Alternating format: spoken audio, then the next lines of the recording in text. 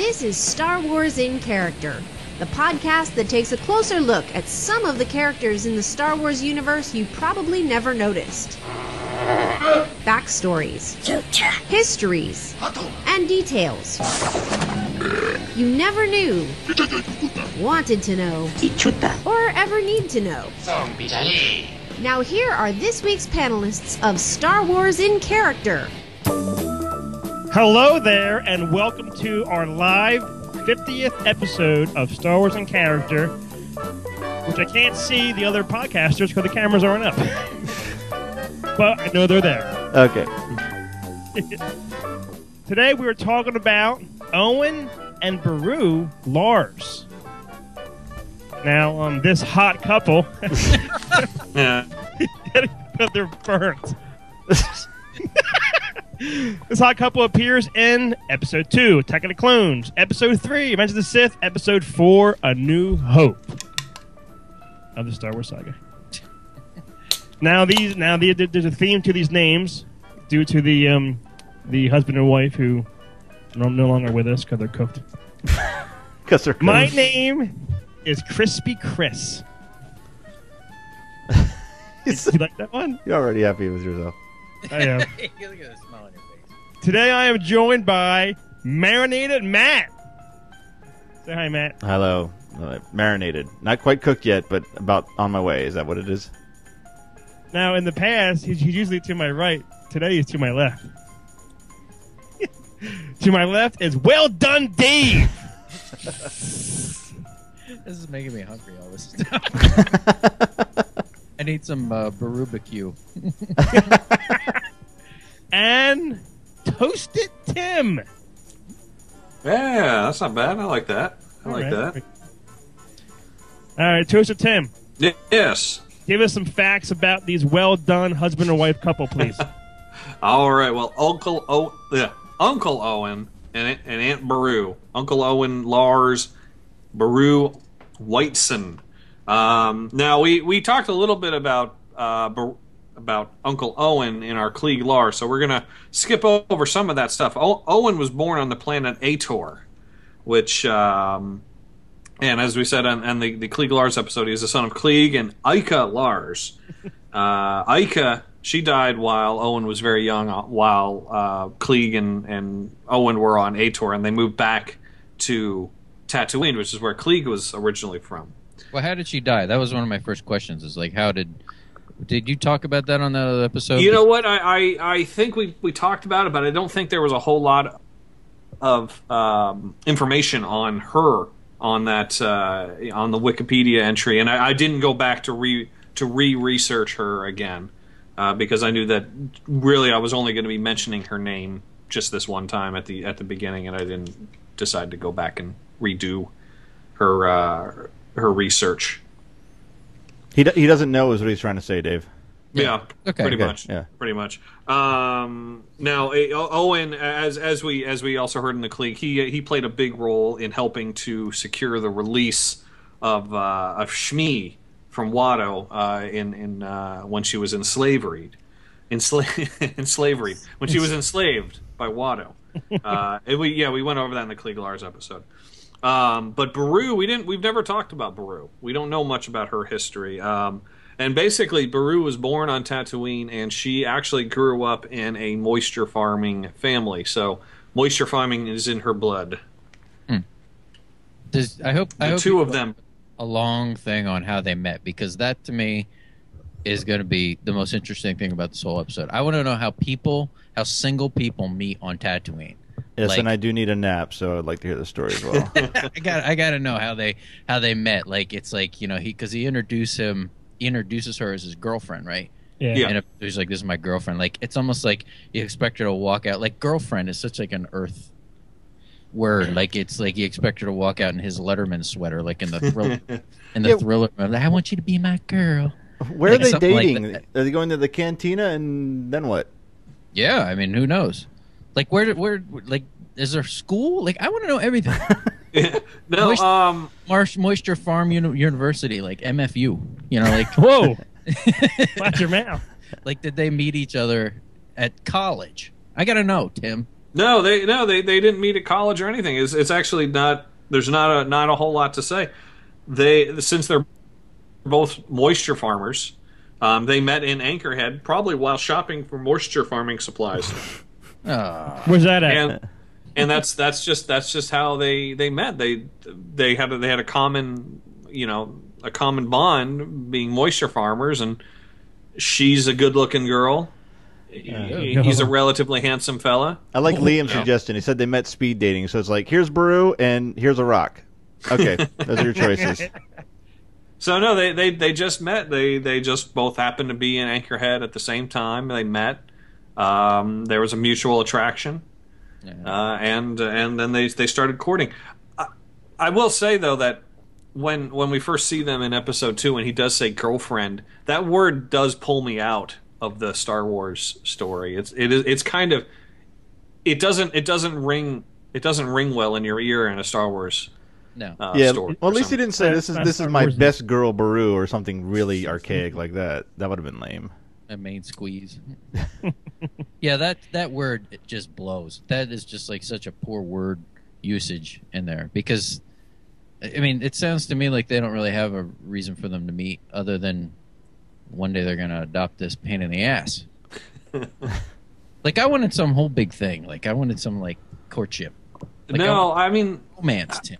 It's funny. When I think about moisture farmers, you know what I think about in terms of courting? You guys have all seen Witness, right? The Amish. Yeah, right.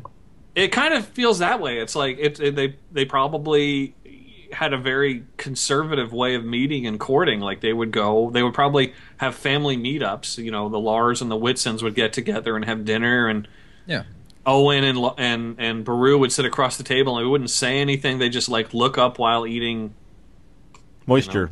Moisture, yeah, the moisture, that freshly picked moisture. Yeah, it's not. It's like an arranged marriage almost. Yeah, it almost feels that way, but I don't think that's what it is. But I guess due to the fact that there probably aren't a whole lot of people for them to meet. Yeah. On Tatooine, they like, made the best of it. Do they meet? Like, where does anyone meet at Tatooine? Like at the cantina? It's like Casablanca. Like, you know, it's supposed to be just like a dive. Like, why would a nice girl like Baru be at the cantina? There's got to be a good reason why they meet. Like they met at the Enchantment Under the Sand dance. But this is disappointing. Yeah, they just met at Anchorhead, you know, just on routine trips for supplies, and they came across each other, and that was it. All I know is I'm getting a little bit moist about this moisture farmer. That's what somebody put on the. Yeah, stop stealing material, Chris. I can't read that fast. Is it up there? Do you feel like that term moisture farming was just a euphemism for like foreplay? I doubt it. Oh man! Wow. You got to get things going somehow, so you got to do some grunt work. Here, watch.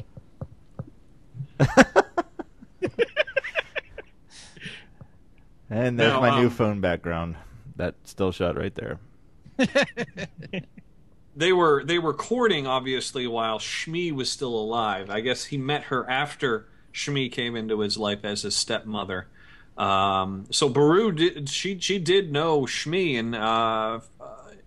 and Shmi actually she was very fond of Baru. So the two of them got along very well, and Baru was actually at the Lars homestead. She was visiting, and I guess visiting for a few days, which, you know, read between the lines, her and Owen. That's right. You know, she's hanging.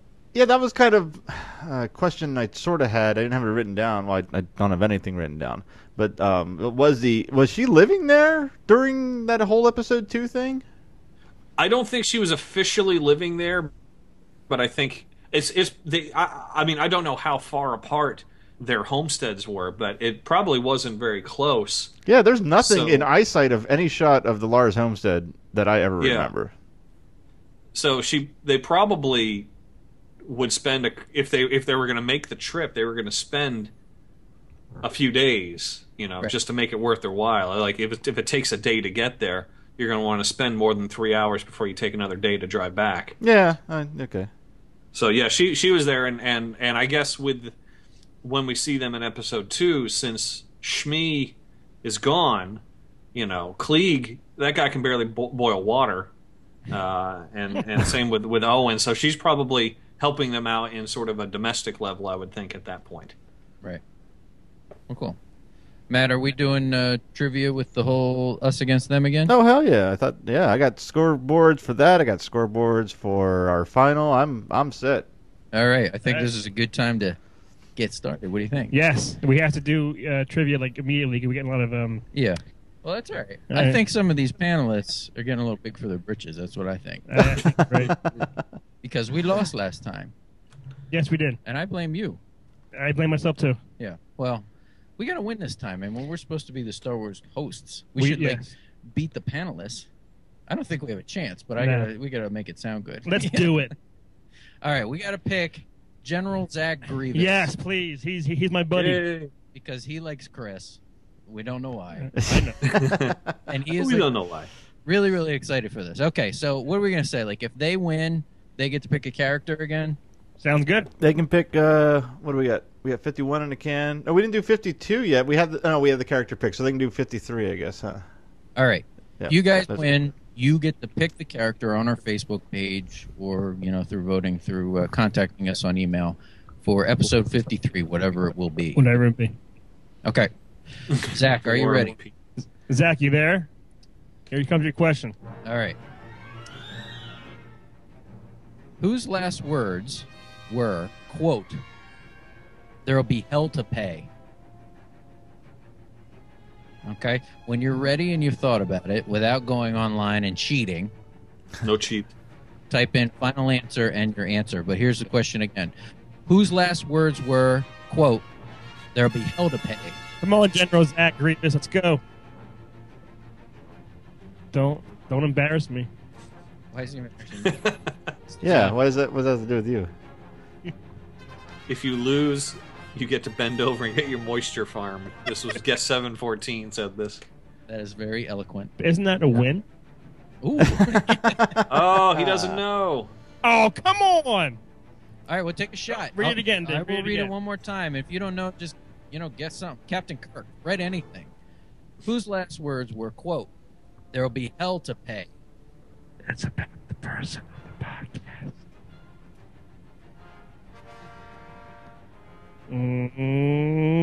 Come on, General Zach. You're really going for it, aren't you? We really want us to get our asses kicked. That's nice, Chris. Thanks for that. He says Han Solo. Question marks. All right. Well, I guess that is Is it us for the steal? No. Okay. Just had time to think about it. I was going to say Spock, but Spock can't. maybe I'm wrong. The answer is Owen Lars. Come on! Oh, there we go. Oh, hey, yeah, 714 got it right there. He was the first one. All right. Well, we're going to keep picking people, so, keep on the chat room, and we'll hopefully get to every single person Yep. that's there. Can't But guarantee right now it. we're at 0-0. It's all right. I'm saying all right. that so I remember to score. All right, Tim. You may continue, Tim. All right. Now, we've got to the point now where they're dating and they're doing all their courting and everything. But Shmi's been kidnapped, so she's here with them, hanging out. Heard it. And sorry, I got that weird echo in my ear. I know the story. So her and Owen were the first ones to see Anakin and Padme when they show up for their visit, I guess is what you would call it. It's I don't know what you would really call it. And they automatically know who they are as soon as they say it. Shmi has talked up Anakin quite a bit, so they're there. What? There's not a whole lot to say. I'm having a really hard time talking because my voice is right in my ear right Tim, after. Tim. Now you know You're how fine. we feel when we hear your voice in our ears. Are you there, Tim? Tim? I'm here. Yeah, can you hear me? Yeah. I can.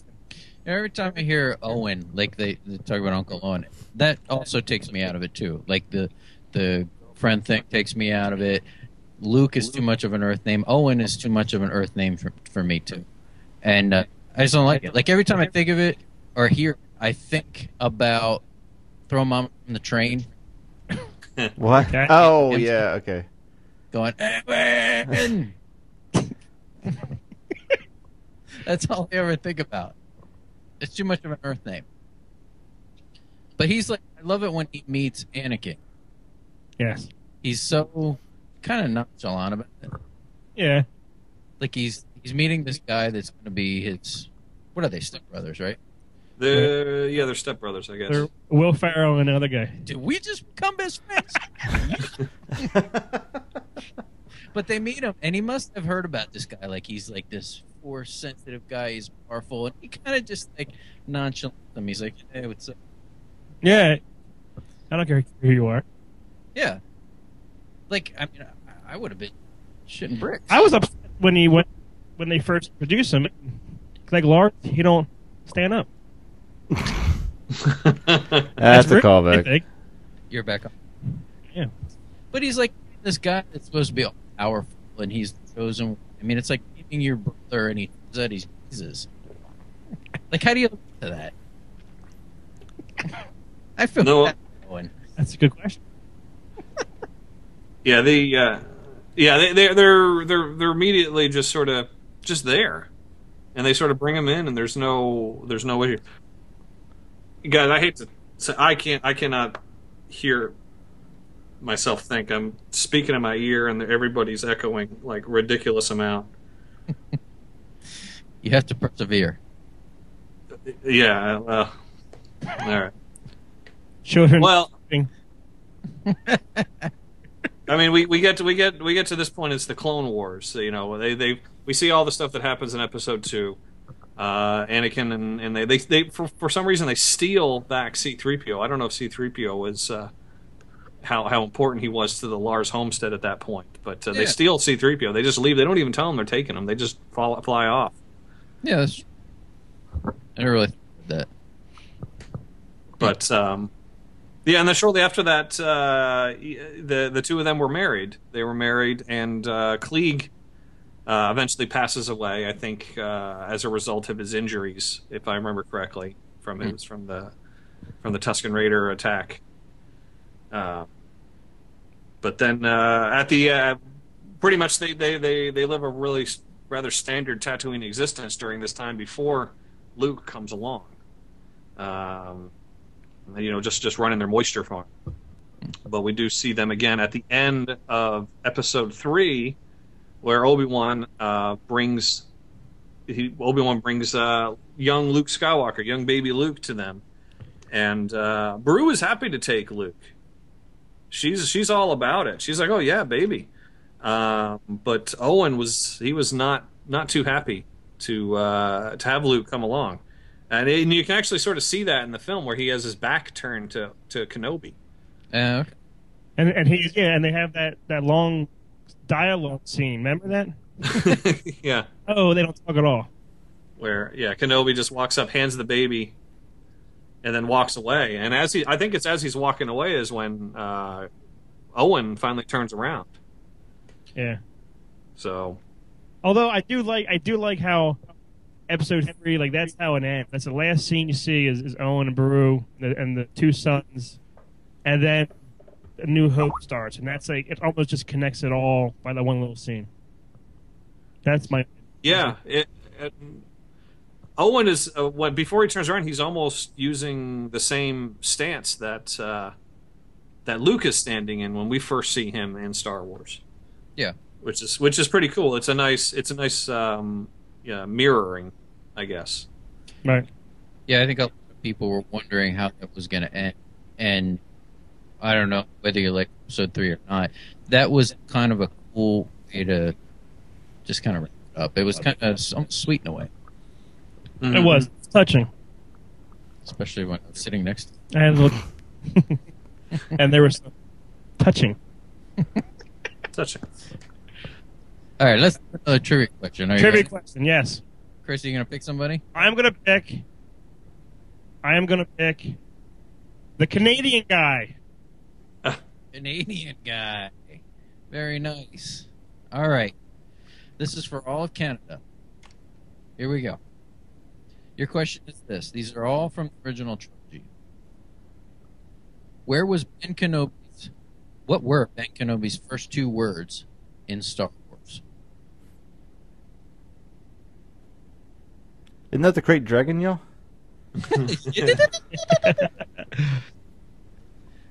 What were Ben Kenobi's first 2 words in Star Wars? Ben Get. Up, easy. Come on, Canadian guy. Ooh, he answered. His answer is hello there. Is that your final answer? The Canadian guy.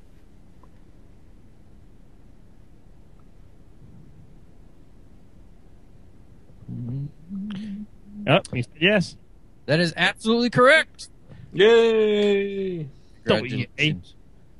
You have made the Great White North a proud place. Now, we also have to ask each other questions. Guys, wait a minute now. How did they're a point ahead, but we've had no questions. That's right. I'm going to give us 2 in a row. How about All right, then. That's right. All right, we'll start with we'll start in the order. How about this of our rankings in the current trivia? Okay. Which would mean Matt is first. Are you ready for this, Matt? Sorry, yeah, I'm trying to work out our technical issues, but go ahead. All right.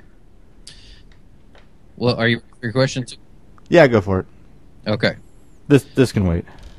The question is this: what vector did Darth Vader's TIE fighter take when approaching Luke's X-wing fighter in the Death Star trench?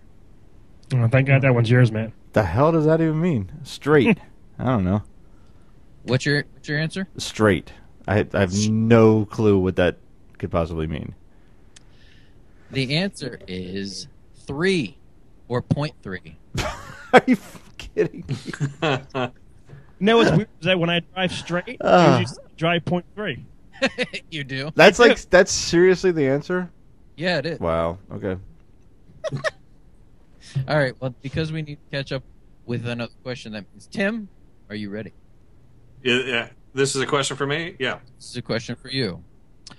What planet did the Rebel fleet gather at prior to the second Death Star battle? Oh, man. And they do say this, but oh, geez, I don't know. I want to say Sullust. I'm wrong, but I think I want to say Sullust.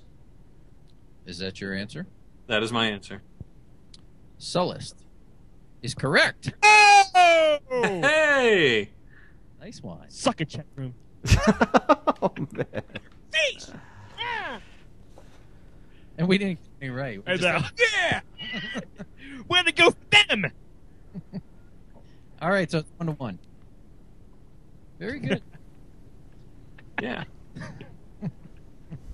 Somebody's being a nice sport and wrote, "Yay, Tim!" and you're going, "Suck it." Get 7 before. Suck your own. And I said, That's right. funny. Oh. All right, back to Owen and Baru. All right. So at this time, Owen and Beru, they essentially become Luke's parents. They had the opportunity, they can do anything they want. This is their kid. They're out in the middle of nowhere. They could pretend that she gave birth to this kid, but they decided not to change his name. Yeah. And they decided to call him a nephew. But they decided to keep his name as Skywalker, basically in honor of Shmi. So it wasn't in honor of Anakin, more so in honor of his Luke's grandmother Shmi. All right, that's kind of nice, but it's still stupid. Yeah, Yeah, that's not very good at hiding him, and I'm assuming, well, maybe not. I would assume Obi-Wan, explained the situation before he let the kid out of his possession. He didn't look like he had too much to say. It was just, like, get this kid away from me. Here, And hit but take it. The question is, how much did he explain about Anakin at this time when he brings Luke to Tatooine? He doesn't. I don't think he knows. I don't think he knows that Anakin is going to turn into Vader in terms of the costumed Vader. I don't know if he did. He relay the name Darth Vader to Owen? Did he Did he say that Anakin died? Yeah, there's that scene to him in A New Hope where Beru's like, there's some father in him, and he said, that's what I'm afraid of. Is that a little bit of a... Yeah, I mean, I don't... Like, did Obi-Wan tell him that Anakin went evil? Right. Okay. So that I don't know. I'm curious how much story he told him. Like, did he tell him everything? He had to tell him... He had to tell him, well, I mean, I think he'd tell him something, or else wouldn't there be, like, a lot of questions they'd have? Like, why are you giving us this baby, would be the first question. Yeah. I mean, Obi-Wan could just say Anakin died. We have Anakin and Padme died. They're his parents. He has nowhere else to go. In a way, Anakin did die, though. In a way. Oh, God. Well, yeah. I mean, from a certain point of view, correct. You're right. Yeah, all right. No. He did die. Yes, okay. Fine. But at this point, Obi-Wan is probably under the impression that he is dead as a doornail. Like, he burned up and died. I'd be curious to know when exactly he finds out that Darth Vader still exists and is walking around the galaxy. Yeah. Right. I'm surprised there's not like comics or some kind of whole backstory with Obi-Wan coming to check on them from time to time. Other than what you see in the movie, which is nothing. It's what do they call it when you leave a baby on a doorstep and just hit the road? That's basically all he's doing. It's like in Three Stooges, the new Three Stooges movie. So I'm surprised there isn't like a whole big thing on there about him in contact with them.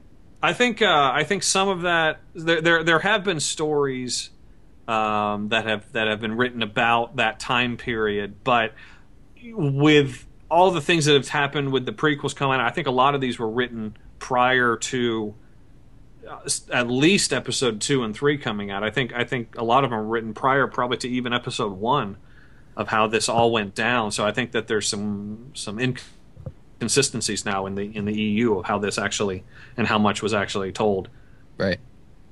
But during this time, Kenobi does keep track of Luke. I mean, he is there on Tatooine. I don't know how far away where's he his living house at? is. Yeah. Like, is he living like in a hut in a hole? Like where's he at for the past? Well, he has that like igloo that you see. That you see Luke's speeder outside of for a period right there, right before they go into the interior of his little house. It's like a little igloo. Yeah, that it lives at. But I don't know. I don't know how far away from Luke's house that is. It's probably a distance because it's up on a cliff, and the Lars homestead that's a pretty flat area. There's not a whole lot of